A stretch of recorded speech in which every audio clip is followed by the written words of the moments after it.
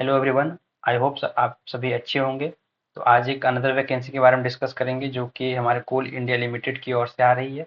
Basically यह vacancy जो है वो हमारे इंजीनियरिंग बैकग्राउंड स्टूडेंट वाले के लिए है, जिसमें से सारे डिसिप्लिन एलिजिबल है, चाहे आप सिविल से इंजीनियरिंग किए हों, मैकेनिकल से किए हों, इलेक्ट्रिकल से किए हों या फिर सीएस से किए हों।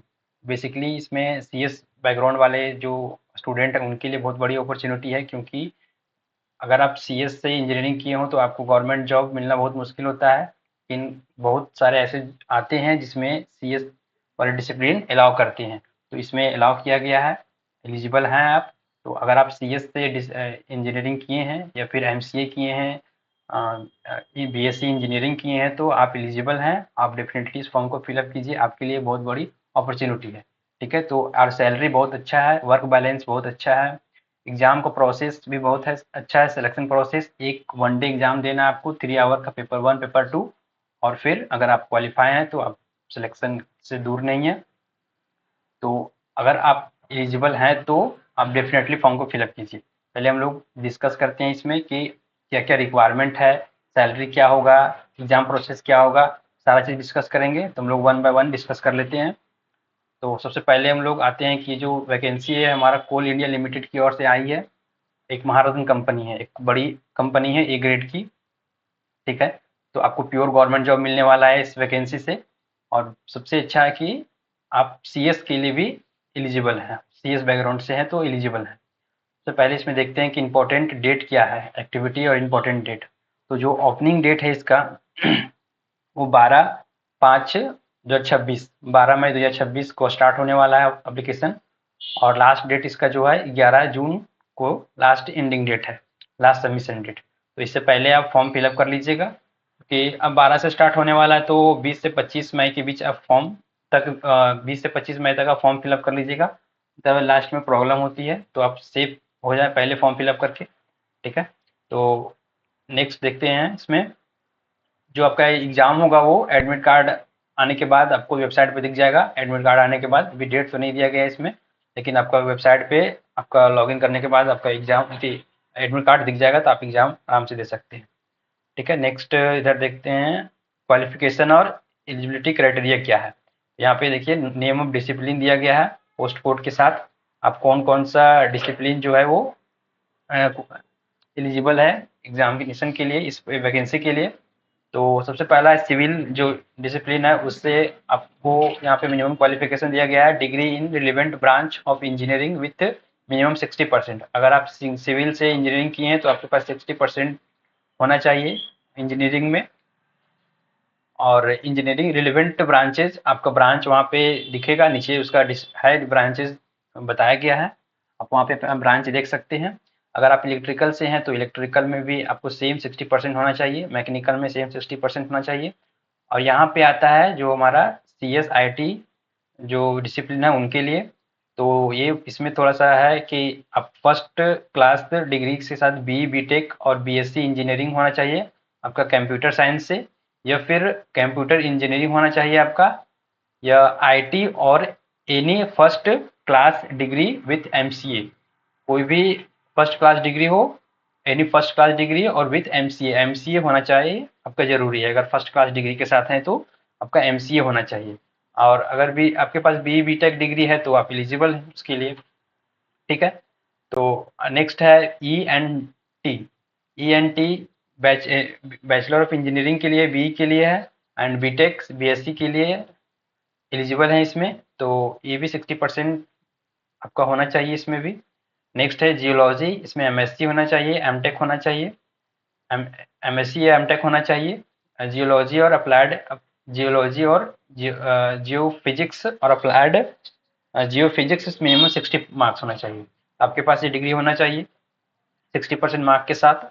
और इंडस्ट्रियल नेक्स्ट इंजीनियरिंग के लिए तो इसमें भी 60% होना चाहिए आपका ब्रांच के रिलेवेंट के अकॉर्डिंग। नेक्स्ट है राजभाषा, इसमें एमए होना चाहिए हिंदी में विथ 60%। ओके, एंड ग्रेजुएशन भी with Hindi and English as main subject with 50%। Graduation में 50% एंड एमए में 60%। कंपनी सेक्रेटरी के लिए अगर देखें तो यहाँ पे graduate in any discipline from recognised university, graduate होना चाहिए आप। और institute having acquire company secretary qualification with associate fellow में फेलो मेंबरशिप ऑफ ICSI। आप देख लेना, इसको आपके पास होगा तो ये आप एलिजिबल हैं। नेक्स्ट यहाँ पे नोट में दिया गया है कि BTech BSc इंजीनियरिंग जो है और MCA MSc MTech must be from university institute recognised by appropriate statutory authority in India and should be regular full time course. आपके पास फुल टाइम कोर्स होना चाहिए, ना कि इरेगुलर डिग्री। मतलब कि आपका जो कॉलेज होगा, यूनिवर्सिटी होगा, वहाँ पे अटेंडेंस रिक्वायर्ड होना चाहिए 75 to 80%। ठीक है, आप वहाँ पे अटेंडेंस आपका रहना चाहिए। ऐसा यूनिवर्सिटी से आप इंजीनियरिंग किए होंगे तो आप इसके लिए एलिजिबल हैं। ठीक है, इरेगुलर डिग्री यहाँ पे डिस्टेंस लर्निंग वाले एलिजिबल नहीं है। ठीक है, नेक्स्ट देखते हैं अपेयरिंग कैंडिडेट। जो अपेयरिंग कैंडिडेट है वो भी एलिजिबल है। उनका एकेडमिक ईयर होना चाहिए 25 से 26 वाला एकेडमिक, और डेट यहाँ पे मेंशन किया गया है 31 अगस्त से पहले आपका डिग्री मिल जाना चाहिए, सर्टिफिकेट जो मार्कशीट होता है वो। ठीक है, तो आप एलिजिबल हैं। नेक्स्ट अगर देखें तो clarification on relevant branch of engineering. जो आप डिसिप्लिन इधर दिया गया है, इस डिसिप्लिन में कौन कौन से ब्रांच एलिजिबल हैं। तो अगर आपका ब्रांच इसमें से आता है तो आप एलिजिबल हैं। इसमें सिर्फ सिविल, इलेक्ट्रिकल, मैकेनिकल और electronic communication, electronic and telecommunication, industrial engineering के लिए है। CS IT के लिए ब्रांच नहीं दिया गया है इसमें, मतलब कि CS बैकग्राउंड, CS और IT वाले सारे एलिजिबल हैं। ठीक है, MCA जो किए हैं वो सारे एलिजिबल हैं। नेक्स्ट देखें यहाँ पे, जो कि हमारे लिए इंपॉर्टेंट है, टेंटेटिव वैकेंसी। वैकेंसी कितनी है इसमें। तो वैकेंसी हमारे पास, टोटल वैकेंसी अगर देखें नीचे तो टोटल वैकेंसी हमारे पास 660 वैकेंसी है। ठीक है, जो कि अलग अलग डिसिप्लिन में है। तो हम लोग अपना वैकेंसी देखते हैं पहले सिस्टम वाले में, जो कि CSIT के लिए है। तो इसमें 43 वैकेंसी है, जिसमें जो 19 वैकेंसी है वो जनरल UR के लिए है, और 14 वैकेंसी EWS के लिए है। नहीं, 4 वैकेंसी EWS के लिए है। SC के लिए 6 वैकेंसी है, ST के लिए 3 वैकेंसी है, and total 43 vacancy fresh vacancy. इसमें दो टाइप की वैकेंसी है, फ्रेश वैकेंसी है एंड बैकलॉग वैकेंसी है। तो कुछ कुछ डिसिप्लिन में बैकलॉग वैकेंसी भी अलाउ किया गया है, जिसमें से सिविल में देखें आप तो यहाँ पे टोटल 4 वैकेंसी जो है वो बैकलॉग वैकेंसी है। ठीक है, बाकी में नील लिखा हुआ है, मतलब कि इन लोगों में बैकलॉग वैकेंसी नहीं है। इलेक्ट्रिकल में बैकलॉग वैकेंसी नहीं है। इसमें फ्रेश वैकेंसी 221 वैकेंसी है, और मैकेनिकल में फ्रेश वैकेंसी ही 145 है, 145 वैकेंसी है। सिस्टम वाले में 43 जो है वो फ्रेश वैकेंसी है, बैकलॉग वैकेंसी नहीं है इसमें। इलेक्ट्रॉनिक एंड कम्युनिकेशन में 38 वैकेंसी है, जो कि फ्रेश वैकेंसी है। जियोलॉजी वाले डिसिप्लिन में आपको 15 वैकेंसी मिलेगा, जो कि इसमें एक बैकलॉग वैकेंसी है। SC के लिए रिजर्व किया गया है, बैकलॉग वैकेंसी है। और इंडस्ट्रियल इंजीनियरिंग में टोटल 11 वैकेंसी है, जिसमें से SC के लिए 2 वैकेंसी, ST के लिए 1 वैकेंसी और OBC के लिए 4 वैकेंसी बैकलॉग वैकेंसी है। राज्य भाषा के लिए जो हिंदी के लिए है वो, उसमें 5 टोटल वैकेंसी है। इसमें ST के लिए 1 वैकेंसी रखा गया है, बैकलॉग। ठीक है, बैकलॉग वैकेंसी है वो। कंपनी सेक्रेटरी के लिए 4 वैकेंसी टोटल, उसमें से 4 पूरा फ्रेश वैकेंसी है। तो इस तरह टोटल जो वैकेंसी है वो 660 वैकेंसी है, जिसमें UR के लिए 278 वैकेंसी है, EWS के लिए 61 वैकेंसी है, एंड SC के लिए 94 वैकेंसी है, ST के लिए 45 वैकेंसी है, और OBC के लिए 169 वैकेंसी है। टोटल 647 वैकेंसी है, और 13 जो है वो बैकलॉग वैकेंसी है। तो इस तरह से कुल मिला के 660 वैकेंसी जो है वो हमारे पास हैं, जिसमें से आप सारे इंजीनियरिंग वाले स्टूडेंट एलिजिबल हैं। तो अगर आप एलिजिबल हैं ब्रांच के, आप देख लेना ऊपर ब्रांच आपका है तो आप जरूर फॉर्म फिलअप कीजिए, अच्छी खासी वैकेंसी है। अगर बेसिकली हम CS जो सिस्टम वाली वैकेंसी है यहाँ पे, जो कि CS के लिए एलिजिबल हैं, CS स्टूडेंट, RIT वाले स्टूडेंट, वो जरूर फॉर्म फिलअप करें, क्योंकि बहुत कम ही गवर्नमेंट सेक्टर में जॉब मिलता है वो कंप्यूटर से रिलेटेड वाला वैकेंसी में, CS और IT के लिए। ठीक है, तो आप जरूर इस फॉर्म को फिलअप करें। नेक्स्ट देखें तो जनरल कंडीशन क्या दिया गया है, तो ये हमें बार बार बोला जा रहा है इसमें कि आपका जो graduation must be from university institute recognised by appropriate statutory authority of India. जो आपका ग्रेजुएशन डिग्री हो वो अथॉरिटी ऑफ इंडिया के साथ हो, मतलब कि एक लीगल यूनिवर्सिटी से हो, ना कि आप कोई भी यूनिवर्सिटी से कर लिए हो। जो इंजीनियरिंग डिग्री है वो MTech MSc MCA should be regular full time course हो। जो भी आपका जो डिग्री होगा एमटेक एमएससी एमसीए वो फुल टाइम हो, ना कि इरेगुलर डिग्री हो। ठीक है, अगर इरेगुलर डिग्री है तो आप एलिजिबल नहीं हैं। नेक्स्ट यहाँ पे परसेंटेज का दिया गया है कुछ। परसेंटेज 60% ही होना चाहिए आपके पास। अगर 59.9% भी है, 59.99% भी है, तो आप विल ट्रीटेड एज एलिजिबल, आपको कंसिडर नहीं किया जाएगा। ठीक है, 60% होना ही चाहिए। और जो डिसेबिलिटी के लिए है वो 55% दिया गया है, उसमें 5% उनको रिलैक्स दिया गया है।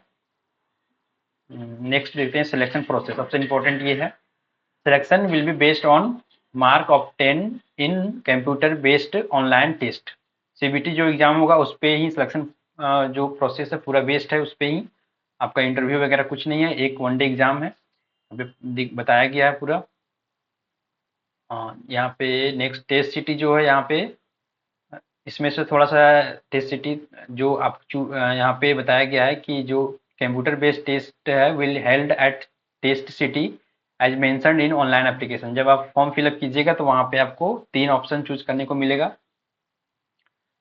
3 option city in order to preference and same can not be changed after the online form. अगर आप सबमिट कर देते हैं फॉर्म को तो आप चेंज नहीं कर पाएंगे। सीआईएल के पास, कोल इंडिया लिमिटेड के पास ये रिजर्व अधिकार है कि वो राइट है कि वो आपके टेस्ट सिटी को ऑप्ट करके कैंडिडेट को test city opt by candidate, जो उनके पास अधिकार ये है कि वो टेस्ट को ऐड कर सकते हैं और डिलीट कर सकते हैं। अगर आप ज़्यादा स्टूडेंट आ जाते हैं तो नया टेस्ट सिटी ऐड कर सकते हैं और वो डिलीट भी कर सकते हैं, अगर नया यदि ये स्टूडेंट अगर कम है उनके पास। ठीक है, तो आप जल्दी से फॉर्म फिलअप कर लीजिएगा, आपके लिए प्रॉब्लम नहीं होगा। कंप्यूटर बेस्ड ऑनलाइन टेस्ट में यहाँ पे दिया गया डिटेल्स में कि एग्ज़ाम कैसे होगा आपका। तो जो ड्यूरेशन होगा सीबीटी का वो 3 आवर का होगा, और कंसिस्टिंग ऑफ 2 पेपर, जिसमें 2 पेपर होंगे, पेपर 1 पेपर 2। 100 मार्क्स का दोनों होगा, पेपर 1 भी पेपर 2 भी।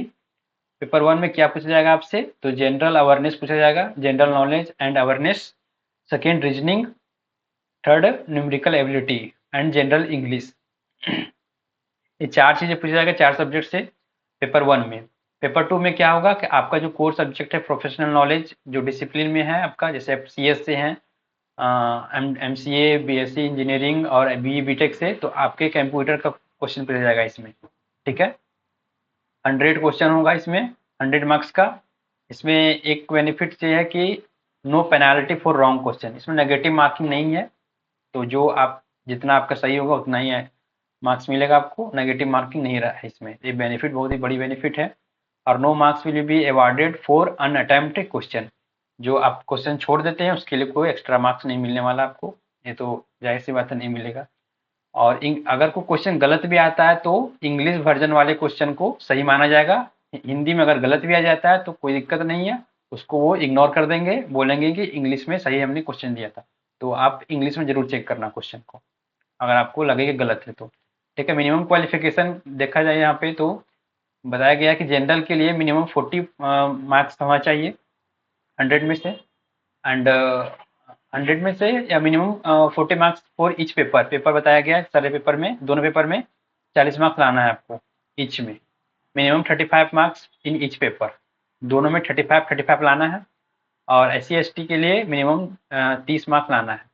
तो इतना तो क्वालिफाई कर ही जाओगे अगर अच्छे से प्रिपेयर होगे तो, प्रिपरेशन करोगे तो।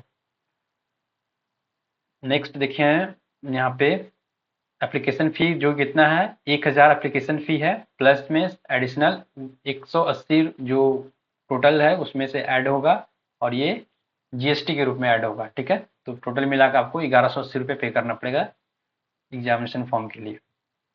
एज लिमिट के बारे में बात करें तो यहाँ पे जो एज लिमिट है वो 30 साल तक अपर एज लिमिट है। इससे ज़्यादा का आप होंगे तो आप एलिजिबल नहीं है। और ये डेट कब तक है, तो 30 अप्रैल तक ही है। 30 अप्रैल तक आप 30 साल का हैं, आपका एज है तो ठीक है, अगर उससे ज़्यादा है तो आप एलिजिबल नहीं है। ठीक है। रिलैक्सेशन यहाँ पे दिया गया है, ओबीसी में 3 साल का और एस सी में 5 साल का, सभी फॉर्म में रहता है। और फॉर पर्सन विथ डिसेबिलिटी के लिए 10 साल का है, जनरल के लिए और ओबीसी के लिए 13 साल का है। ठीक है। SC ST के लिए 15 साल का है। नेक्स्ट देखें तो रिजर्व फॉर रिलैक्सेशन, ये तो इम्पोर्टेंट नहीं है। नेक्स्ट यहाँ पे आ जाएं तो यहाँ पे for getting benefit for reserve of under EWS category, तो उनके लिए जो EWS में आते हैं उनके लिए एक कंडीशन दिया गया है यहाँ पे, आप इसे देख लेना। डाल दूंगा मैं इसका जो ये नोटिफिकेशन है, ये मैं डाल दूंगा डिस्क्रिप्शन में। यहाँ पे अदर डिटेल्स के बारे में देखें तो यहाँ पे कंपेंसेशन एंड पे है, यहाँ पे सैलरी का बात किया गया है। तो सैलरी में बताया गया है कि यहाँ पे selected candidate will be placed as the management training, आपको MT के लिए रखा जाएगा, मैनेजमेंट ट्रेनिंग के लिए। और ये जो जॉब है वो E1 grade in the scale of पे है, मतलब E1 ग्रेड पे आपको जॉब लगेगा। और बेसिक से सैलरी ही आपको 60,000 मिलेगा, जो कि अच्छी खासी सैलरी है, जो कि 60,000 से लेकर 1,80,000 तक हो सकती है। इनिशियल बेसिक पे 60,000 मिलेगी आपको। बिसाइड बेसिक पे इसके अलावा आपको क्या मिलने वाला है, तो DA HRA सब जो मिलता है वो गवर्नमेंट जॉब में वो सब मिलेगा आपको। पोस्टिंग जो आपका होगा वो एनीवेयर इन सब्सिडरी कंपनीज, जो कंपनी जहाँ जहाँ पे है इसके जो CIL का जो कोल इंडिया लिमिटेड का जो सब्सिडरी है वहाँ पे आपको पोस्टिंग मिलेगा। ऑल ओवर इंडिया हो सकता है इसका पोस्टिंग। ठीक है। और सब सर्विस एग्रीमेंट भी इसमें है, कि सर्विस एग्रीमेंट आपको 5 साल का रहेगा, 60 मंथ का, जिसमें से आपको इतना 5 साल तक तो काम करना ही है। Required to serve the company as a minimum period 60 month, 60 महीने तक आपको काम करना पड़ेगा 5 साल तक। और इसमें से आपको 5,000 पर मंथ डिडक्ट होंगे उनके जो सर्विस एग्रीमेंट के लिए, जो कि आपको बाद में दिया जाएगा 60 मंथ पूरा होने के बाद। सक्सेसफुल कंप्लीशन आपको विदाउट इंटरेस्ट जो रिफंड कर दिया जाएगा आपको विदाउट इंटरेस्ट, जो भी आपको अमाउंट जो कलेक्टिवली होंगे वो सारा अमाउंट आपको विदाउट इंटरेस्ट रिटर्न कर दिया जाएगा। ठीक है। मेडिकल एग्जामिनेशन, आपका एक मेडिकल होगा वो सिलेक्शन के दौरान, एग्जामिनेशन के दौरान। हाउ टू अप्लाई का ऑप्शन दिया गया है इसमें, तो आप ये फॉर्म कैसे फिलअप करना है वो आप यहाँ पे देख लेना। इसके नीचे क्या है, इसके नीचे तो कुछ ऐसा इंपॉर्टेंट चीज़ नहीं दिया गया है, तो सारे इंपॉर्टेंट तो ऊपर ही थे। तो आपके लिए एक बहुत बड़ी अपॉर्चुनिटी है, अगर आप इंजीनियरिंग बैकग्राउंड से हैं तो डेफिनेटली इस फॉर्म को फिलअप कीजिए। और CS बैकग्राउंड जो है IT के लिए, उनके लिए तो बहुत बड़ी अपॉर्चुनिटी है कि वो जरूर फॉर्म फिलअप करें, आपको एक गवर्नमेंट जॉब लेने का मौका है। ठीक है, वो भी CIL में। तो वीडियो कहीं तक रखते हैं,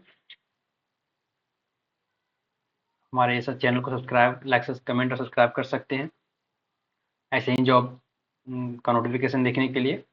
okay, thank you, bye bye.